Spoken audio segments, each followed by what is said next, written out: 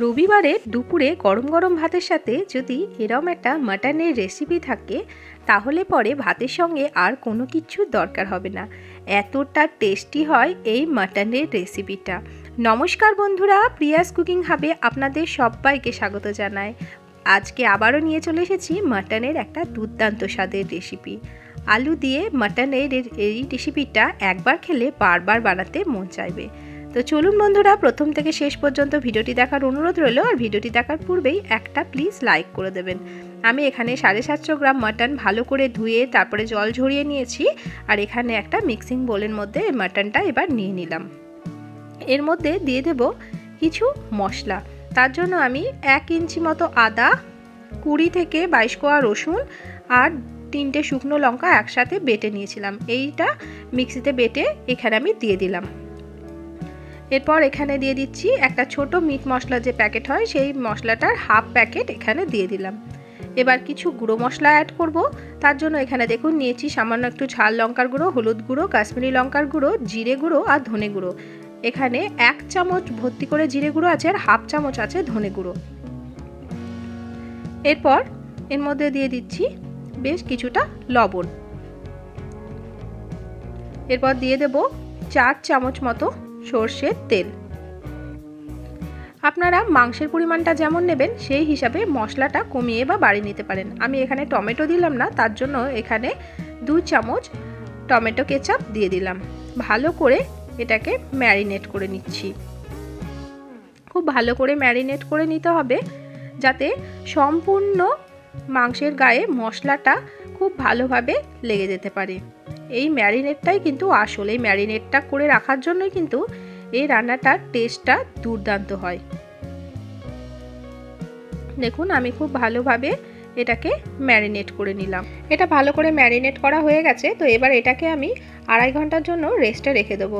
হাতে যদি আপনাদের সময় খুব কম থাকে অন্তত পক্ষে আধ ঘন্টা থেকে 45 মিনিটও রেস্টে রাখার চেষ্টা করবেন। তো আমি ফিরে আসছি 2.5 ঘন্টা পর। 2.5 ঘন্টা পরে ফিরে এলাম। এখানে আমি আরও 4 চামচ মতো সর্ষের তেল দিয়ে দিয়েছি।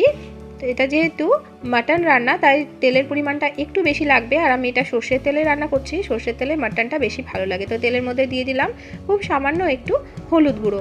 এরপর যেহেতু আমি মাটনের মধ্যে আলু দেব, তো তার জন্য আমি আলুগুলোকে এভাবে একটু কেটে নিয়েছি। আলুগুলোকে এবার একটু লাল লাল করে ভেজে নিচ্ছি। মাটনের রেসিপিতে আলু দিলে কিন্তু খেতে খুবই ভালো লাগে। আপনারা যদি আলু দিতে পছন্দ না করেন তো সেক্ষেত্রে আলুটা এখানে স্কিপ করে দেবেন। তো আলুটাকে আমি একটু সময় নিয়ে লাল লাল করে ভেজে নেব। আলুটা লাল লাল করে ভাজা হয়ে গেলে আলুটা কিন্তু অনেকটা সেদ্ধও হয়ে যায়। আর লাল করে ভাজা আলুটা মাটনের রেসিপিতে খেতেও কিন্তু দুর্দান্ত লাগে। তো আলুটা চলুন ভালো করে ভেজে নিই। আর গ্যাসের ফ্লেমটা কিন্তু এখন মিডিয়াম টু হাই আছে। তো আলুটা লাল লাল করে ভেজে নেওয়া হয়ে গেছে।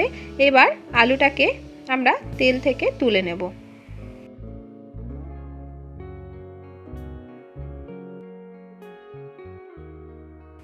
আলুটা এবার তেল থেকে তুলে নিচ্ছি।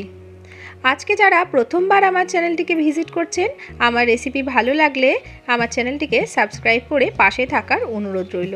পাশে থাকা বেল বাটনটিকে প্রেস করে অল নোটিফিকেশানটা অন করে রাখবেন যাতে নিত্য নতুন কোনো রেসিপি দিলে সবার আগে আপনাদের কাছে নোটিফিকেশান পৌঁছে যায়। তো দেখুন বন্ধুরা, আলুগুলো আমি তুলে নিলাম। এবার ওই তেলের মধ্যে দিয়ে দিচ্ছি হাফ চামচ মতো চিনি। এভাবে তেলের মধ্যে একটু চিনি দিলে কালারটা কিন্তু দুর্দান্ত আসে। চিনিটা সম্পূর্ণটা গলে গেছে। এবার এর মধ্যে দিয়ে দিচ্ছি বেশ কিছুটা গোটা গরম মশলা, এলাচ, দারচিনি আর লবঙ্গ। এলাচের মুখটা অবশ্যই করে ফাটিয়ে দিতে হবে। এরপর দিয়ে দিচ্ছি 2টো তেজপাতা আর 2টো শুকনো লঙ্কা মুখটা ফাটিয়ে। এরপর এখানে 4টে মিডিয়াম সাইজের পেঁয়াজ আমি এভাবে লম্বা লম্বা করে কেটে নিয়েছিলাম। তো পেঁয়াজটা এই তেলের মধ্যে দিয়ে দিলাম। গ্যাসের ফ্লেমটা এখন মিডিয়ামে আছে।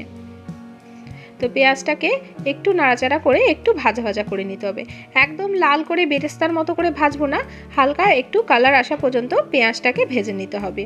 আর এইদিকে দেখুন মাংসটা রেস্টে রাখা ছিল, বেশ সুন্দর মাংসটা কিন্তু সেট হয়ে গেছে। যদি গরমের সময় হয় তাহলে আপনারা এটাকে ফ্রিজের মধ্যে রেখে দিতে পারেন। যেহেতু এখন এখানে খুব একটা গরম নেই তাই আমি রেস্টে বাইরেই রেখে দিয়েছিলাম। এরপর পেঁয়াজটা আমাদের অনেকটাই ভাজা হয়ে গেছে। এরপর দিয়ে দিচ্ছি ম্যারিনেট করা মাটনটা। এরপর এটাকে ভালো করে কষিয়ে নিতে হবে। গ্যাসের ফ্লেমটা মিডিয়ামে রেখে ভালো করে এই মাটনটাকে কষিয়ে নিতে হবে। কষাতে কষাতে যতক্ষণ না তেল ছেড়ে আসছে ততক্ষণ পর্যন্ত কষিয়ে নিতে হবে।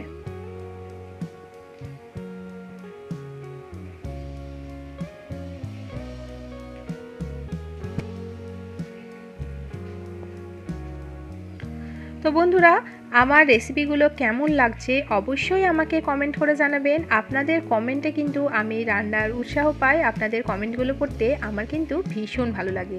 আর কে কোথা থেকে আমার রেসিপিটা দেখছেন সেটাও কিন্তু অবশ্যই আমাকে কমেন্ট করে জানাবেন। তো বন্ধুরা দেখুন, এভাবে একটু সময় নিয়ে এটাকে কিন্তু কষিয়ে নিতে হবে। কষিয়ে কষিয়ে রান্না করলে সেই রান্নার কিন্তু টেস্ট দুর্দান্ত আসে। তো গ্যাসের ফ্লেমটা কখনো কখনো মিডিয়ামে কখনো কখনো হাই করে এভাবে একটু সময় ধরে মাংসটাকে কষিয়ে নিতে হবে।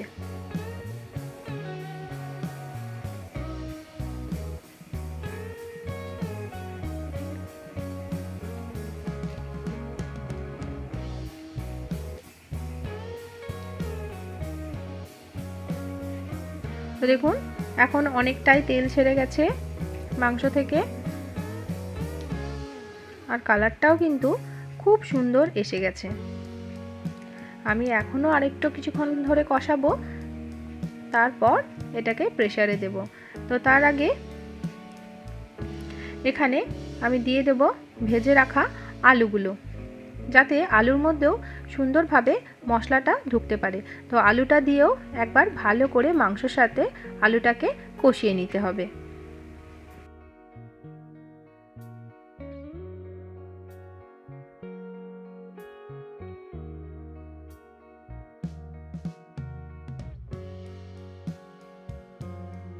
গরম গরম ভাতের সাথে এই মাটনের রেসিপিটা থাকলে আর অন্য কিন্তু কোনো রেসিপিরই দরকার পড়ে না। এতটা ভালো লাগে গরম ভাতের সঙ্গে শুধুমাত্র আলু দিয়ে মাটনের এই ঝোলটা। তো বন্ধুরা, আমার এখানে কষানো হয়ে গেছে। তো আপনারা দেখতেই পাচ্ছেন বেশ সুন্দরভাবে এখানে কিন্তু তেল ছেড়ে দিয়েছে। এবার এটাকে প্রেসার কুকারে দিয়ে দেবো। যেহেতু এটা মাটন, একটু সিদ্ধ হতে সময় লাগে, তাই প্রেসার কুকারের মধ্যে সম্পূর্ণ আলু সহ মাটনটাকে দিয়ে দেব।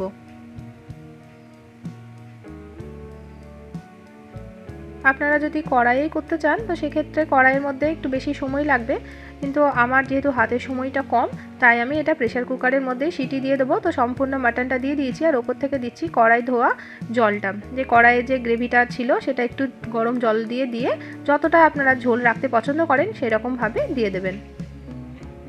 তো ভালো করে একটু নাড়াচাড়া করে দিলাম। এই সময় একটু লবণটা চেক করে নেবেন, যদি মনে হয় লবণের পরিমাণটা একটু কম আছে তো সেক্ষেত্রে একটু লবণটা দিয়ে দিতে পারেন।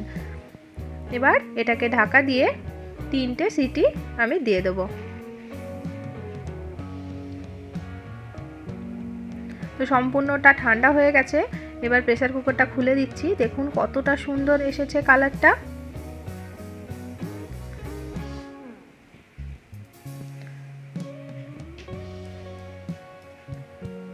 এবার এটাকে একটু হাতার সাহায্যে আপনাদেরকে নেড়ে দেখাচ্ছি কতটা সুন্দর হয়েছে। দেখুন কালারটা, আর আলুগুলোও সুন্দরভাবে সেদ্ধ হয়ে গেছে, আর মাটনটাও কিন্তু খুব সুন্দর সেদ্ধ হয়েছে। এবার ওপর থেকে দিয়ে দিচ্ছি 1 চামচ মতো শাহি গরম মশলা। এবার শাহি গরম মশলাটা দিয়ে একটু ভালো করে নাড়াচাড়া করে দিচ্ছি। আমি সব শেষে শাহি গরম মশলাটা দিলাম যাতে গরম মশলার গন্ধটা খুব সুন্দর এখানে আসে। তো আজকের রেসিপিটা আপনাদের কেমন লাগলো অবশ্যই আমাকে কমেন্ট করে জানাবেন। আমার চ্যানেলে নতুন বন্ধু হয়ে থাকলে চ্যানেলটিকে সাবস্ক্রাইব করে পাশে থাকার অনুরোধ রইল। পাশে থাকা বেল বাটনটিকে প্রেস করে অল নোটিফিকেশানটা অন করে রাখবেন, যাতে নিত্য নতুন কোনো রেসিপি দিলে সবার আগে আপনাদের কাছে নোটিফিকেশান পৌঁছে যায়। রেসিপি ভালো লাগলে প্রিয়জনদের সঙ্গে শেয়ার করতে ভুলবেন না বন্ধুরা। তো দেখুন সম্পূর্ণটা ঠান্ডা হয়ে যাওয়ার পর আপনাদেরকে দেখাচ্ছি কতটা সুন্দর হয়েছে। কালারটা দেখুন, দুর্দান্ত একটা কালার এসেছে বন্ধুরা। আজকের মতো আসি, দেখা হবে অন্য দিন অন্য একটা রেসিপির সাথে। সবাই ভালো থাকবেন, সুস্থ থাকবেন, সাবধানে থাকবেন।